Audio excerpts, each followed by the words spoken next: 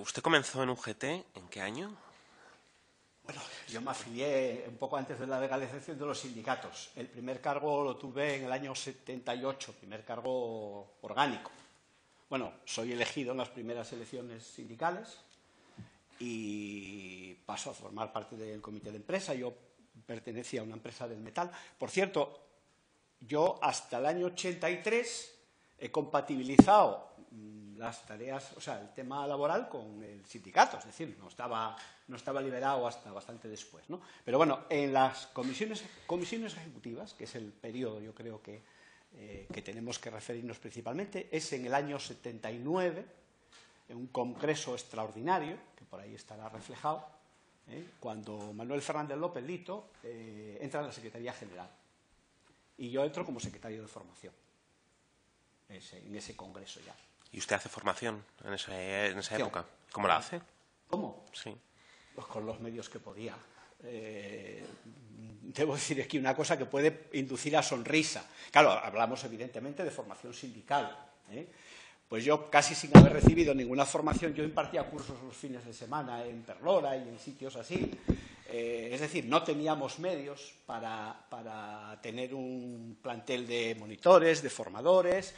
Hacíamos una cosa que llamábamos efecto multiplicador, que era que íbamos a Madrid, recibíamos unos cursos y luego aquí, algunos que éramos un poco más osados, pues nos atrevíamos a repetirlos. Eso muy en el inicio. Y luego, posteriormente, vamos un poco...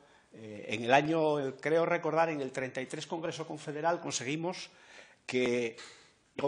esa secta que antes yo me refería de iluminados, que creíamos que la formación verdaderamente era algo emancipador e importante, pues hemos conseguido un presupuesto que fuera solamente para formación, que no se pudieran desplazar luego a otras partidas, a otros gastos que se podían considerar más urgentes y demás, ¿no?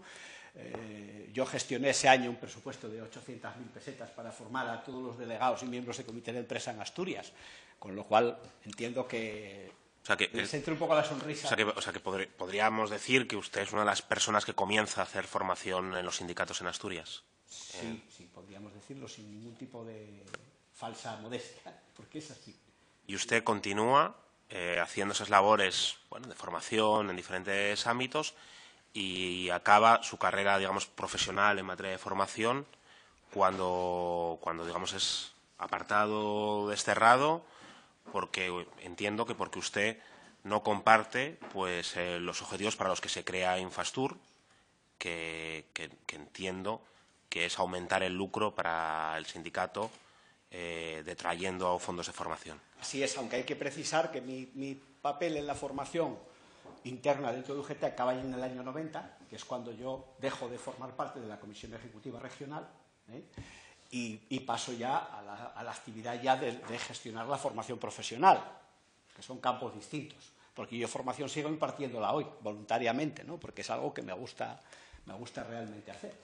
Pero eso era la precisión simplemente, no sé si la pregunta iba por ahí. Sí, no sé, es que la evolución es terrible, ¿no? O sea, leyendo la trayectoria, ¿no? La trayectoria de desconstituir un sistema de formación y el sistema de formación al final devora a las personas que impulsaron la formación casi con un palo y una pizarra, ¿no? Es literal casi, prácticamente literalmente, sí.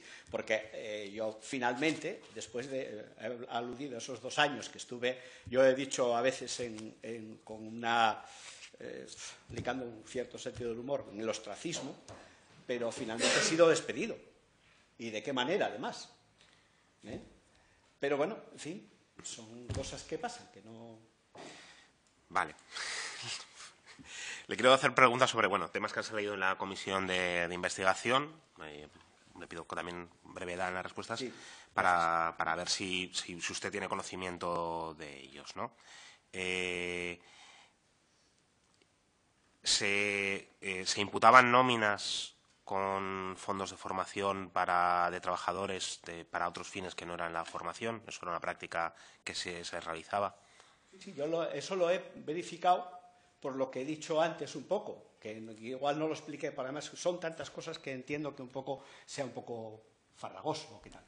En un momento en el que yo claro, yo trabajaba para IFES. Hay que tener en cuenta que jurídicamente IFES y UGT no son lo mismo. ¿Se entiende, no? Entonces, algunas subvenciones van directamente a IFES, otras van directamente a UGT. Pero hay un momento en el cual yo, perteneciendo a IFES en ese momento, tengo que gestionar unos planes que son de UGT de Asturias. Y entonces, necesariamente, yo he dicho antes que a mí los papeles me llegaban o no me llegaban prácticamente, ¿no? He tenido que entrar en la aplicación informática con una clave de usuario. Y yo he visto, por eso digo que además eso está, es decir, eso es comprobable. Si se hace un requerimiento, eso se puede comprobar, cómo había nóminas de personal de la casa de estructura que estaban imputadas a la formación. Y además en cantidades que yo no me podía imaginar. Que duplicaban ampliamente mi nómina.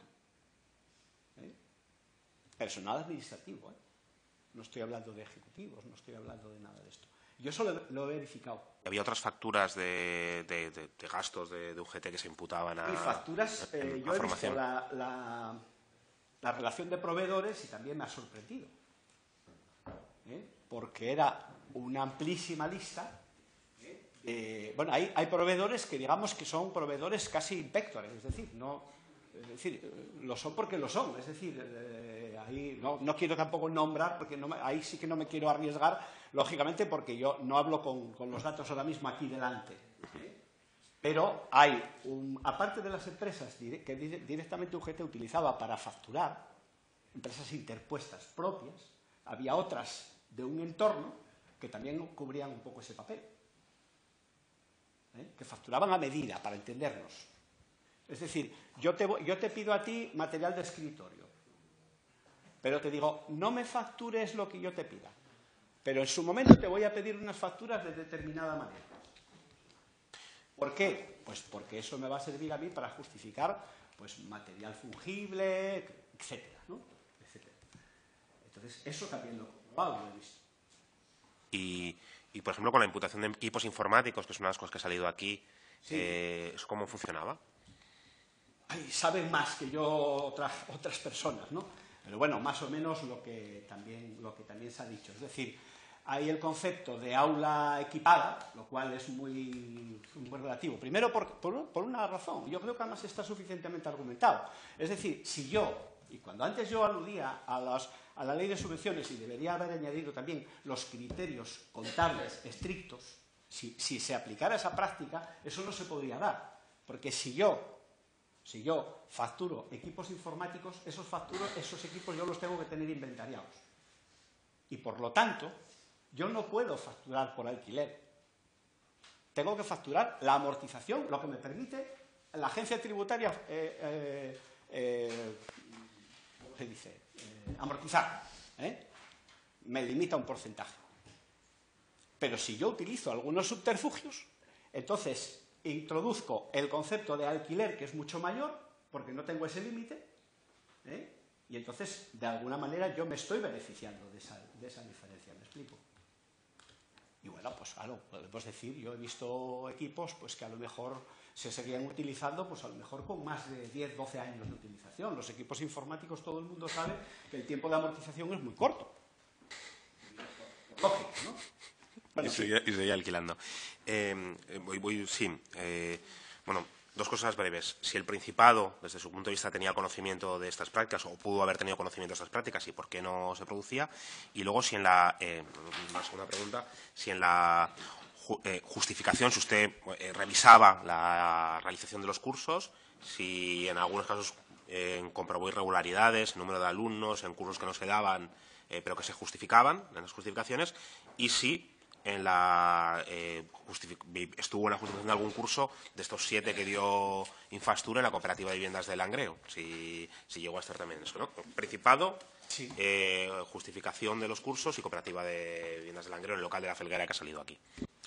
Sí, lo que pasa es que el caso en concreto de la Cooperativa de Viviendas de Langreo yo no lo conocía, tengo que decirlo así. Lo que sí me sorprendió una vez es que yo, durante un tiempo, a mí se me encargó verificar cursos que eran de UGT podían venir directamente de Madrid o a distintos niveles, y se hacía una labor interna, decirlo así, de verificación. Y mi única tarea consistía en levantar un acta, digamos, de que yo había estado allí, que los materiales se habían entregado debidamente, que estaba funcionando más o menos como se tenía que funcionar. Y entonces, en una de las ocasiones, yo llegué a ese local, que yo no sabía ni que existía, y allí se estaba impartiendo un único curso. Y no he ido más allí. Yo intuía que había alguna cosa, pero era mi intuición, no puedo decir más, no, porque no tengo más conocimiento de ello. Luego he sabido más cosas posteriormente, pero puedo saber lo mismo que a lo mejor pueden saber ustedes, porque eso se publicó ya, debidamente. Y creo que había otra cosa que no contesté, me parece. Principado y luego justificación. Yo voy a decir aquí que creo que sí, vamos a ver, primero, el Principado, en los primeros años, yo creo que pecó un poco de bisoñez. Es decir, vamos a ver, aquí quien tenía un poco de experiencia en los fondos de la formación era el INEM, porque gestionó el Plan FI. Y era muy garantista. Es decir, yo incluso he tenido expedientes parados 4 meses porque no lo daba de paso en la intervención. Era muy exigente, lo cual no me parece mal. Aunque me complicara a veces un poco la existencia, ¿no? Pero no me parecía mal. Cuando empiezan las comunidades autónomas, yo creo que empieza una especie de un poco de ancha castigo.